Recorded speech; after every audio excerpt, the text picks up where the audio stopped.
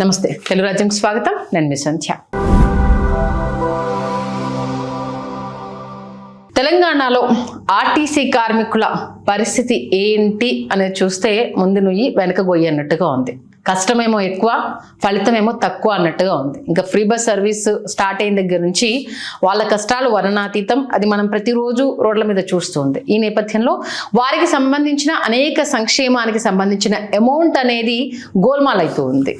ఆ అంశానికి సంబంధించి కొన్ని కోట్లు ఇక్కడ చేతులు తారుమారవడమా, ఆ వ్యవస్థను నిర్వీర్యం చేసే ప్రయత్నమా ఏదో జరుగుతోంది. మరి తెలంగాణ ఆర్టీసీకి సంబంధించి ఎంప్లాయీ సంక్షేమ నిధుల విషయంలో ఏం జరుగుతోంది? మరి పొన్నం ప్రభాకర్ గారు చెప్తుంది ఒకటి, గ్రౌండ్ లెవెల్లో జరుగుతుంది ఒకటి. అటు బీఆర్ఎస్ హయాం నుంచి కూడా ఇందులో కొన్ని అవకతవకలు జరిగాయి అంటూ ఒక వ్యక్తి ఆ అంశానికి సంబంధించి మనతో మాట్లాడదాను అనేసి వచ్చారు. ఆ వ్యక్తే ఎన్టీఆర్ జాగృతి అధ్యక్షులు, అలాగే Telugu Desam spokesperson doctor AS Rao గారు మనతో ఉన్నారు. ఆయన అడిగి అసలు ఏం జరుగుతోంది, ఆయన ఎక్కడ నోటీస్ చేశారు, మరి అంశానికి సంబంధించి ఆయన ఎలా ఫైట్ చేస్తున్నారు, మరి తెలంగాణ ఆర్టీసీ కార్మికులు ఏమంటున్నారు, ఆయన మాటలోనే తెలుసుకుందాం. రావు గారు నమస్తే. నమస్తే అండి. ఆఫ్టర్ లాంగ్ టైం ఎలా ఉన్నారు? ఓకే, ఏంటి అంటే తెలంగాణ ఆర్టీసీ కార్మికులకు సంబంధించి ఏదో గోల్మాల్ జరుగుతుంది అనేసి చాలా రోజుల నుంచి గొంతెత్తుతున్నారు.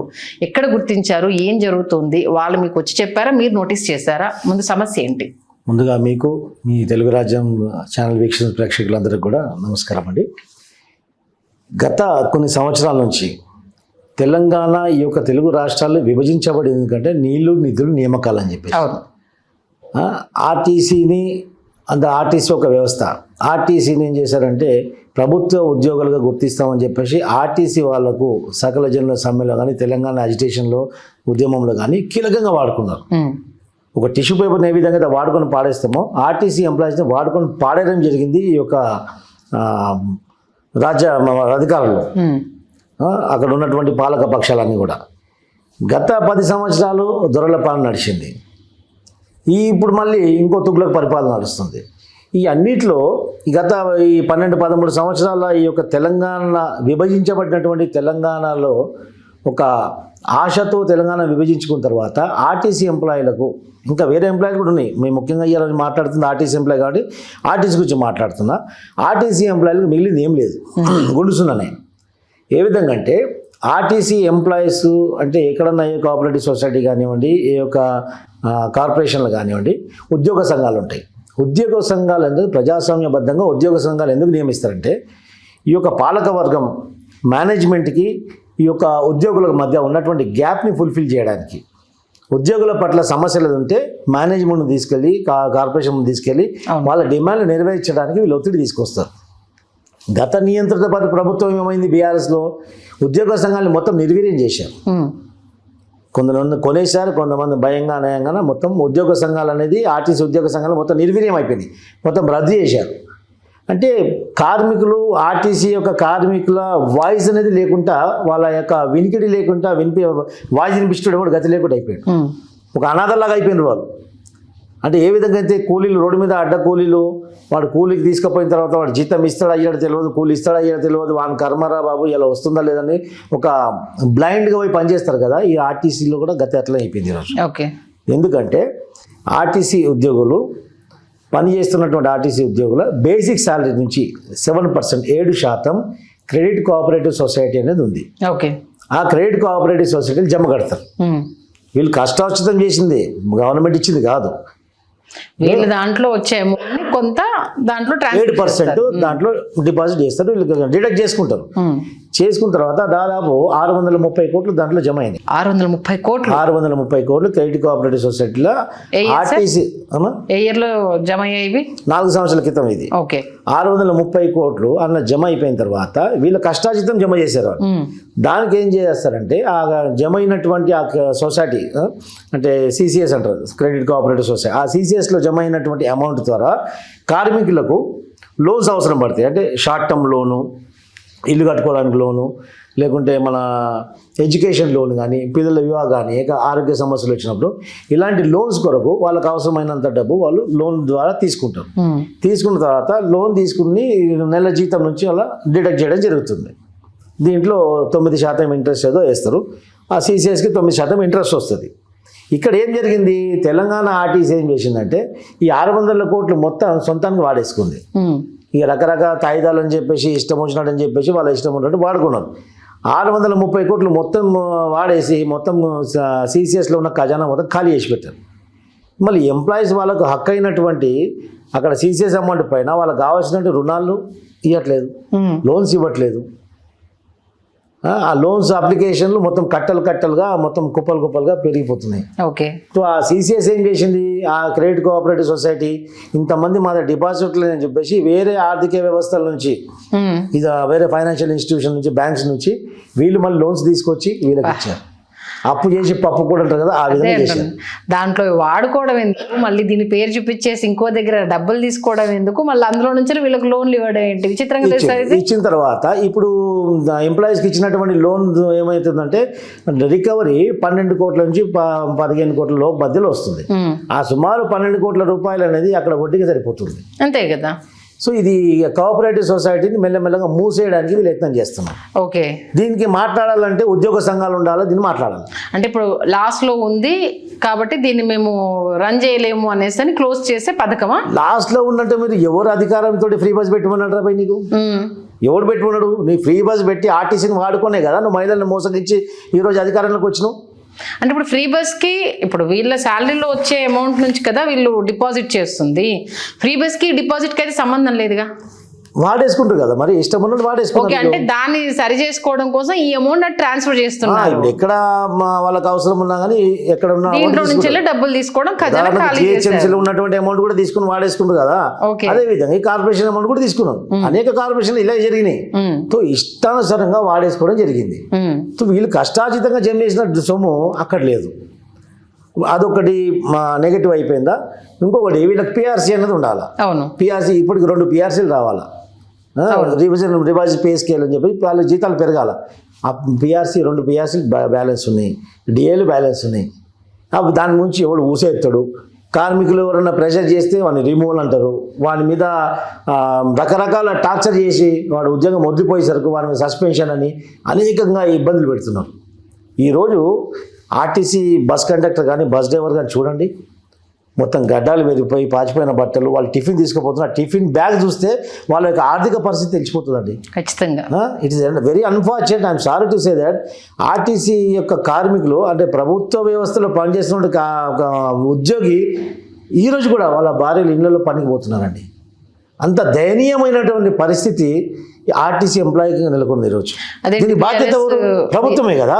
బీఆర్ఎస్ గవర్నమెంట్ వచ్చాక ఆర్టీసీ ఉద్యోగులకు పే స్కేల్ పెరిగింది, అద్భుతంగా వాళ్ళ జీవితాలు మారాయి. అది ఏం జీవితాలు మారలేదు. ఉద్యోగ సంఘాలు నిరసన తెలిపితే 2 నెలలు నిరసన తెలిపినా మీరేం చేసుకోలేరని చెప్పి పోలీసులను పెట్టించి వాళ్ళని మొత్తం ఉద్యోగ సంఘాలను తీసి కేసులు పెట్టి ఉద్యోగ సంఘాలు రద్దు చేశారు. ఉద్యోగ సంఘం రద్దు చేసినాక కార్మికుడు ఒక్కడు పోయి అడగలేడు కదా. ఓకే. దీనికి సంబంధించి మరి మినిస్టర్ని కలిసారా మీరు? ఏమన్నా పొన్నం ప్రభాకర్ గారు లెటర్ రాసిన ఈ సంగతి ఏందని చెప్పేసి లెటర్ రాసి 2 వారాలు అయింది.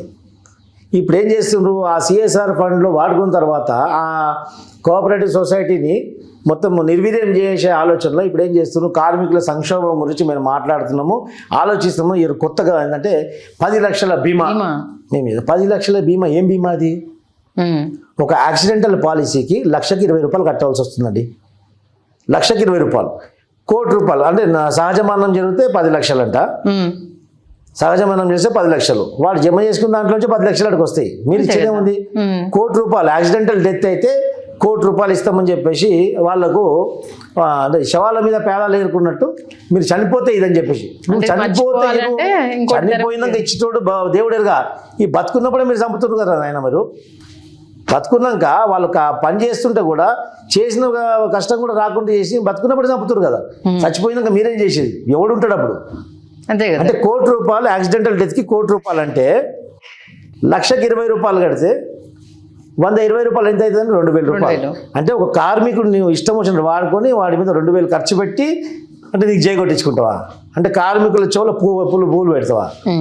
ఇంకోటి ఏంటంటే ఆర్టీసీని మొత్తం నిర్వీర్యం చేయాలని చెప్పేసి ప్రభుత్వం కుట్ర పంతుంది.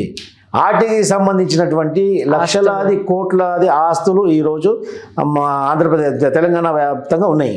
దాన్ని కూడా అన్యక్రాంతం చేయడానికి ఈ యొక్క తుగ్లక్ పరిపాలన చేస్తున్నటువంటి కాంగ్రెస్ ప్రభుత్వం ప్రయత్నిస్తుంది. దానికి ఎట్లా అంటే ఆల్రెడీ 300 ఈవీ బస్సులు ఎలక్ట్రిక్ బస్సులు ఈరోజు సిటీలో నడుస్తున్నాయి.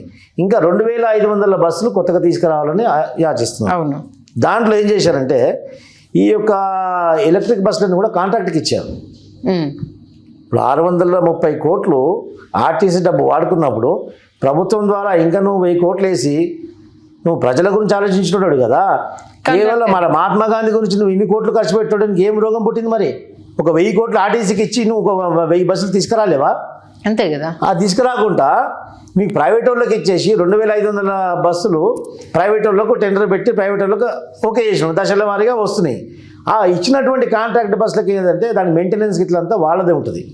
దాని డ్రైవర్ వాళ్ళలో ఉంటారు, మెయింటెనెన్స్ వాళ్ళది ఉంటుంది. ఏ విధమైన సంబంధం ఈ యొక్క తెలంగాణ ఆర్టీసీకి సంబంధం ఉండదు.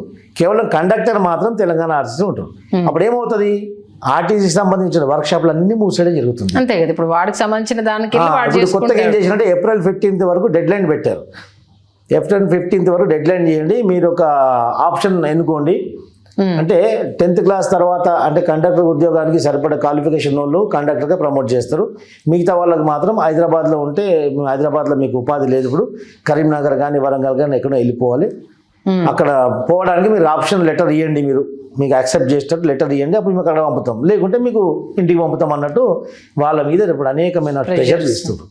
అంటే దశాబ్దాల నుంచి ఇక్కడ నివసిస్తుంటూ వాళ్ళ కుటుంబాలు ఉంటూ ఓవర్ నైట్లో నువ్వు మీ ఉద్యోగాలు మీరు అవసరం లేరు, మీరు దీంట్లో బస్సులో పనికిరారు, కండక్టర్కి ఎంతమంది కావాలో అంతమంది తీసుకుంటాము, మీ యొక్క క్వాలిఫికేషన్ సూటబుల్ అయితే మేము తీసుకుంటాం, లేకుంటే మాత్రం మీకు వేరే డిస్టిక్లకు పంపుతామంటే ఓవర్ నైట్లో వేరే డిస్టిక్లోకి పోయి ఎట్లా పని చేస్తారండి? అంతే కదా. ఇది ప్రభుత్వమేనా? ఇది ప్రజాపాలన అంటున్న ప్రజాపాలన, ఇది దుర్మార్గం కాదా? దీని మీద ఎవడు మాట్లాడండి? ప్రతిపక్షం మాట్లాడాడు, ఉద్యోగ సంఘాలు మాట్లాడారు, ప్రజా సంఘాలు మాట్లాడారు. మరి ఏమైంది తెలంగాణలో ఏం నడుస్తుంది అర్థం అవ్వట్లేదు. ఈ అంశానికి సంబంధించి ఎక్కడ పెద్దగా చర్చ కూడా జరగట్లేదు. ఎందుకని చెప్తున్నాం కదా, కార్మికులు బయటకు చెప్పట్లేదా? వాళ్ళ తరపున మాట్లాడే వాళ్ళు లేరా? బాగా ఈరోజు దయనీయంగా ఉందండి. కార్మికులు చాలా ఇబ్బందులు ఉన్నారు. ఎవరు వాయిస్ చేసినా స్టేషన్లో కానీ వాళ్ళ సర్వీస్ సెంటర్లో కానివ్వండి, డిపోలో కానివ్వండి, కొద్దిగా రేజ్ చేసినా వాళ్ళని రిమూవల్ అని చెప్పేసి వాళ్ళని రిమూవ్ చేసి భయపడించి రిమూవ్ చేస్తామని భయపడించి వాళ్ళ మీద ఒత్తిడి తీసుకొస్తాం. అనేక ఇబ్బందులు ఒత్తిళ్లతో ఈరోజు కార్మికులు పనిచేస్తున్నారు. అది బయటికి రావట్లేదు. ఇది ఒక జైల్లాగా పనిచేస్తుండ్రు వాళ్ళు. ఇది ఒక శిక్షలాగా, ఉద్యోగంలాగా కాదు, ఒక శిక్షణ అనుభవిస్తున్నట్టుంది ఇది. మరి మీ లక్ష్యం ఏంటి? ఏం చేద్దాం అనుకుంటున్నారు? ఇప్పుడు మొన్న పొన్నం ప్రభాకర్ గారికి మేము ఇచ్చాము. ఇప్పుడు మళ్ళీ ఆర్టీసీ ఎండీ కానివ్వండి, సిసిఎస్ యొక్క సెక్రటరీకి వీళ్ళందరికీ మేము లెటర్ ఇస్తాము. ఇచ్చిన తర్వాత వినతి పత్రం ఇచ్చిన తర్వాత ఒక టైం బాండ్ పెడతాం. వీళ్ళకు రావాల్సిన బకాయిలు మొత్తం ఇవ్వాలి. అదే కాకుండా ఆ కోఆపరేటివ్ సొసైటీ మళ్ళీ రియాక్టివేట్ చేయాలా. ఆ ఫండ్స్ కూడా బయట నుంచి తెచ్చినప్పుడు బకాయిలు కూడా ప్రభుత్వమే బాధ్యత తీసుకుని కట్టాలా. ఎందుకంటే అక్కడ డిపాజిట్ చేసిన అమౌంట్ నువ్వు వాడుకొని వీళ్ళు మళ్ళీ అప్పు తీసుకోవడానికి అవకాశం కల్పించింది ఎవరు? ఆ దుస్థితి కల్పించింది ఎవరు? ప్రభుత్వం. కాబట్టి ప్రభుత్వం దీనిపైన సమగ్ర యాక్షన్ తీసుకోవాలి. ఒక వైట్ పేపర్ విడుదల చేయాలి. ఈ యొక్క సిఎస్ ఏమంటారు కోఆపరేటివ్ సొసైటీ యొక్క ఫండ్స్ గురించి ప్రభుత్వం ఎక్కడ మాట్లాడట్లేదు, కూడా ఊసెత్తట్లేదు.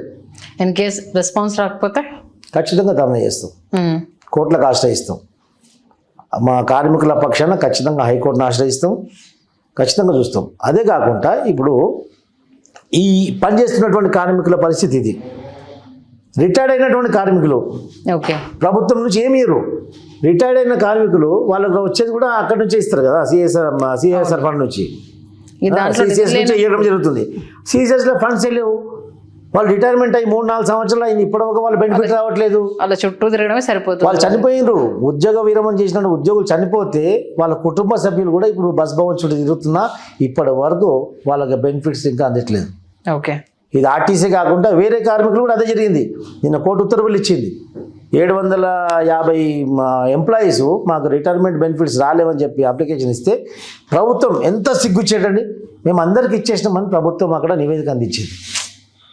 సాక్ష్యాధారాలన్నీ పరిశీలించిన తర్వాత ఇవన్నీ బుద్ధిలేని పనులు చేయొద్దని చెప్పేసి మళ్ళీ June 10 వరకు డెడ్ లైన్ ఇచ్చింది. ఒక్కడు కూడా బాకీ ఉండొద్దని చెప్పేసి చెప్పింది. అంటే కష్టపడి ప్రభుత్వ ఉద్యోగానికి ప్రైవేట్ ఉద్యోగానికి మరి వ్యత్యాసం ఉందా ఇక్కడ? మరి ఆర్టీసీ ఎంప్లాయీస్ మీతో ఉన్నారా మరి? ఎందుకంటే మీరు ఫైట్ చేస్తున్నప్పుడు ఖచ్చితంగా వాళ్ళ వాయిస్ వచ్చే వాళ్ళు కొందరు బయటకు వస్తారండి. ఆర్టీసీ ఎంప్లాయీస్కి వాళ్ళ ఇబ్బందులు వాళ్ళకు ఉన్నాయి. వచ్చేవాళ్ళు రిటైర్డ్ ఎంప్లాయీలు మాత్రం నాతో కాంటాక్ట్లో ఉన్నారు. రిటైర్డ్ ఎంప్లాయీస్ అందరూ కూడా నాతో వస్తున్నారు. ఎందుకంటే ఉద్యోగంలో ఉన్న ఎంప్లాయీస్ కొంచెం రానికి ఇబ్బంది కలిగినప్పటికి కూడా వాళ్ళు వచ్చినా రాకపోయినా వాళ్ళ పక్షాన ఖచ్చితంగా ఈ ప్రభుత్వాన్ని కట్టడి చేస్తాం. ఈ యొక్క విషయాన్ని బయటికి తీసుకొస్తాం. కాకపోతే ఖచ్చితంగా న్యాయస్థానానికి వెళ్తాం. ఎందుకంటే వాళ్ళు చాలా ఇబ్బందులు గురవుతున్నారు. రేపు ఆర్టీసీ మొత్తం నిర్వీర్యం చేసి ఆ ఆస్తులన్నీ కూడా అమ్మేయడానికి ప్రయత్నం చేస్తుండే రేవంత్ రెడ్డి. అంటే ప్రైవేట్ పరం చేయాలన్న ఆలోచన బీఆర్ఎస్ దగ్గర నుంచి కూడా స్టార్ట్ అయింది కదా. అది వాళ్ళ హయాంలో కూడా దీన్ని చేసే ప్రయత్నం చేస్తున్నారు. ప్రైవేటీకరణ చేసి అది ప్రైవేట్ వ్యవస్థనే కదా. గవర్నమెంట్ అజమాయిషి ఉంటుంది తప్ప అది ప్రైవేట్ లాగానే నడుస్తుంది. ప్రైవేట్ కంటే కూడా అధిమానంగా నడుస్తుంది. మీరు ఈవీ వెహికల్స్ తీసుకొస్తున్నారు. ఈవీ వెహికల్స్ మీరు వేరే వాళ్ళకి ఎవరికి కాంట్రాక్ట్కి ఇచ్చే బదులు మీరే కొనుగోలు చేయొచ్చు కదా. మన ఎంప్లాయీసే, మన ఆర్టీసీ ఎంప్లాయీసే నడుపుతారు కదా, మన డ్రైవర్లు నడుపుతారు కదా. అదే ఉపాధి ఇక్కడ ఉంటుంది కదా. మరి అంటే వీళ్ళ బాధ్యత నుంచి చేతులు దులుపుకోవడం. చేతులు దులుపుకోవడం అనే కన్నా కాంట్రాక్ట్ నుంచి వెళ్ళి అక్కడికి ఇస్తే వాళ్ళ దగ్గర నుంచి అమౌంట్ వస్తుంది కాబట్టి ఆ కాంట్రాక్ట్ ఎవరికి ఇస్తారు? మళ్ళీ ఆర్టీసీలో ఉన్న ఎంప్లాయీస్ కూడా 4-5 కలిసి ఒక బస్సు కొనుక్కొని ఇస్తారా? ఎవరు 100 బస్సులు ఒక కృష్ణారెడ్డికో ఇంకొకరికో ఏ రెడ్డికో కావాలి. అలాంటి విషయం జరుగుతుంది ఇక్కడ గవర్నమెంట్ నుంచి లేకపోతే కోర్టులకు వెళ్తే కోర్టు నుంచి మరి మీకు ఖచ్చితంగా మాకు లీగల్ టీం ఉంది. ఖచ్చితంగా న్యాయ పోరాటం ఖచ్చితంగా చేస్తాం. ఓకే, ఖచ్చితంగా మీలాంటి వాళ్ళు ఇంకా తెర మీదకి రావాలి. అలా నలిగిపోతున్న కార్మికుల వాయిస్ వినిపించాలి. మీరు తలపెట్టిన ఈ అంశానికి సంబంధించి విజయం రావాలని మేము కూడా మనస్ఫూర్తిగా కోరుకుంటున్నాం సార్. ఇంత నిష్పక్షపాతంగా ఆర్టీసీ కార్మికులకు సంబంధించి మీరు అన్నట్టుగా వాళ్ళ పని గంటలు కావచ్చు, ఇప్పుడు ఫ్రీ బస్ అయిన తర్వాత వాళ్ళకు వస్తున్న హెక్టిక్ వర్క్ కావచ్చు, మీరు అన్నది కళ్ళతో మనం చూస్తున్నాం. కాబట్టి వాళ్ళకు దక్కాల్సింది ఖచ్చితంగా వాళ్ళకు దక్కాలి. మీ పోరాటం సఫలీకృతం అవ్వాలని మేము కూడా కోరుకుంటున్నాం. ధన్యవాదాలు రావు గారు. హలో, తెలుగు రాజ్యం ఛానల్ చూస్తున్నారా? సామాజిక, రాజకీయ, జీవన చిత్రణే తెలుగు రాజ్యం. అతిశయోక్తులు, అసత్యాలు ఉండవు. రాజకీయ కోణం కాదు, ప్రజా కోణమే కొలబద్ద. తెలుగు రాజ్యం వీక్షణ మీ ఉత్తమ అభిరుచికి నిదర్శనం.